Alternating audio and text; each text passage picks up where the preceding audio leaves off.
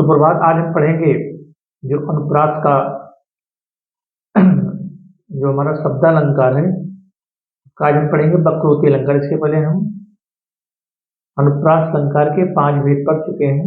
इसमें पहला है छेका अनुप्रास, लाट अनुप्रास, प्रत्यानुप्रास, वृत्यानुप्रास और अनंत्यानुप्रास। और उसके बाद एमक और श्लेष को भी हम पढ़ चुके हैं प्यारे बच्चे, जो कि हमारा एमक का अर्थ होता है जोड़ा या युगल या फिर जुगमक, हम बता चुके हैं। और श्लेष का अर्थ होता है चिपकना, उसको भी हम पढ़ा चुके हैं। इसका शाब्दिक अर्थ होता है चिपकना, इसका श्लेष का। आज हम पढ़ेंगे वक्रोक्ति अलंकार। वक्रोक्ति का अर्थ होता है टेढ़ा कथन, या जैसा कि इसके शब्द से ही स्पष्ट है। वक्र धन उक्ति, इसमें गुण संधि है। वक्र धन उक्ति यहाँ पर गुण संधि है। और जैसा कि इसके शब्द से ही स्पष्ट है, वक्रोक्ति का अर्थ होता है टेढ़ा कथन। इसकी जो पहली परिभाषा हमने बनाया है, जब किसी कथन, ध्यान दीजिएगा, जब किसी कथन घटना प्रसंग को सीधे सीधे न कह करके घुमा फिरा कर कहा जाए तो वहां पर वक्रोक्ति अलंकार होता है। कहने का मतलब है वक्र धन उक्ति यहाँ पर गुण संधि है और इसका शाब्दिक अर्थ होता है टेढ़ा कथन। कहने का मतलब है अगर कोई किसी बात को झूठे तरीके से या फिर टेढ़ा मेढ़ा घुमाने की कोशिश करे, किसी बात को सही तरीके से न बता करके टेढ़ा मेढ़ा घुमाने की कोशिश करे, तो वहां पर वक्रोक्ति अलंकार होगा। जब किसी कथन, कोई स्टेटमेंट हो या कोई कथन हो या किसी घटना हो, ठीक है, और उस प्रसंग को सीधे सीधे न कह करके घुमा फिरा कर कहा जाए तो वहां वक्रोक्ति अलंकार होता है। उसकी सी परिभाषा है, जहां शब्दों का सामान्य अर्थ छोड़कर, ध्यान दीजिएगा सारे बच्चों, जहां शब्दों का सामान्य अर्थ छोड़कर विशेष अर्थ लिया जाए वहां पर भी वक्रोक्ति अलंकार होता है। अगली परिभाषा इसकी है, जहां अभिधा शब्द से अर्थ न लेकर लक्षणा शब्द शक्ति का प्रयोग किया जाए। अभिधा और लक्षणा और व्यंजना, ये जो हिंदी साहित्य के ये 3 लक्षण है, अभिधा शक्ति, लक्षणा शक्ति और व्यंजना शक्ति। और अगला इसका है, वक्ता अपनी बात को किसी अन्य उद्देश्य से कहे और श्रोता उसका दूसरा अर्थ लगाए। कहने का मतलब है जो कहने वाला है वह अपनी बात को किसी अन्य उद्देश्य से कह रहा है और जो श्रोता है, सुनने वाला, वह उसको कोई दूसरा अर्थ लगाए। जैसे यहाँ पर एग्जाम्पल को देखिएगा, जो एग्जाम्पल दिया गया है, महाराजा को तुम, ठीक है, एग्जाम्पल इसका दिया गया है। थोड़ा सा हम आगे चलते हैं।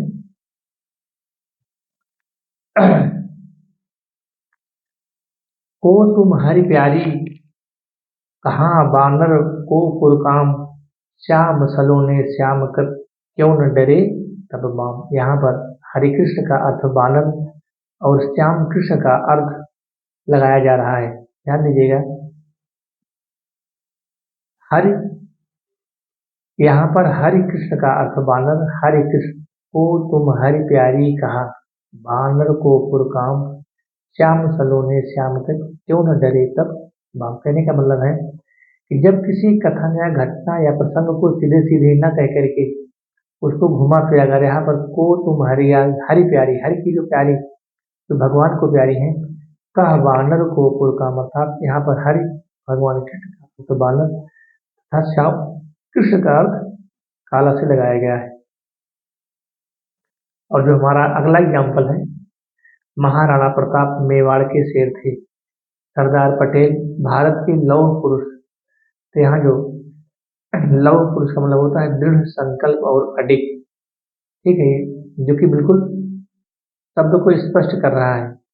और महात्मा गांधी को देश या राष्ट्रपिता व बापू कहा जाता है। राष्ट्रपिता, जनक व बापू मार्गदर्शक। इस प्रकार से यहाँ पर जब किसी कथन या घटना या प्रसंग को सीधे सीधे न कह करके घुमा फिरा कर कहा जाए, यहाँ पर महात्मा गांधी को अपने देश के लिए राष्ट्रपिता व बापू कहा जाता है। तो इस कथन को यहाँ पर घुमा फिरा के बताया गया है। अगला हमारा अलंकार है, जो अलंकार को हम देखेंगे वो हमारा है बीजसा अलंकार। ठीक है, बिल्कुल बहुत ही महत्वपूर्ण और इम्पॉर्टेंट अलंकार है वीप्सा अलंकार, जहाँ मनोविचार मनोभावों को प्रकट किया जाए। वीप्सा अलंकार, ध्यान दीजिएगा प्यारे बच्चों, जहाँ मनोविचार, मनोविचार क्या है? मन के अंदर का विचार, जहाँ आदर, घृणा, हर्ष, शोक, विस्मय आदि का भाव प्रकट हो। ठीक है। और इसका दूसरा नाम पुनरुक्ति प्रकाश अलंकार भी है। हम वीप्सा अलंकार को पुनरुक्ति, पुनः धनुक्ति, यानी कि जो स्टेटमेंट दो बार आए, जैसे इसका एग्जाम्पल हम देखते हैं। धरती ने खिलाए ज्वलंत लाल लाल, शाबाश, आपने तो कमाल कर दिया। यहाँ की परिभाषा से स्पष्ट है, जहाँ मनोविचार मनोभावों को प्रकट किया जाए, यहाँ पर मनोभाव को प्रकट किया जा रहा है। धरती ने खिलाए ज्वलंत लाल लाल और शाबाश, आपने तो कमाल कर दिया, वाह कितना सुंदर दृश्य है। यहाँ भी प्रश्नवाचक चिन्ह लगाया है। और इस परिभाषा से भी स्पष्ट है, जहाँ आदर, घृणा, हर्ष, शोक, विस्मय आदि का भाव प्रकट हो। यहाँ पर धरती ने खिलाए ज्वलंत लाल लाल, यहाँ तो आदर का भाव है, शाबाश। यहाँ पर जो है घृणा का भाव है, वाह। यहाँ पर हर्ष का भाव है, ठीक ठीक। यहाँ पर विस्मय का भाव है। इस परिभाषा से इसके सारे एग्जाम्पल यहाँ पर आप इसको इस प्रकार से देख सकते हैं प्यारे बच्चों। इसका दूसरा नाम क्या है? पुनरुक्ति प्रकाश अलंकार। कब आएगा?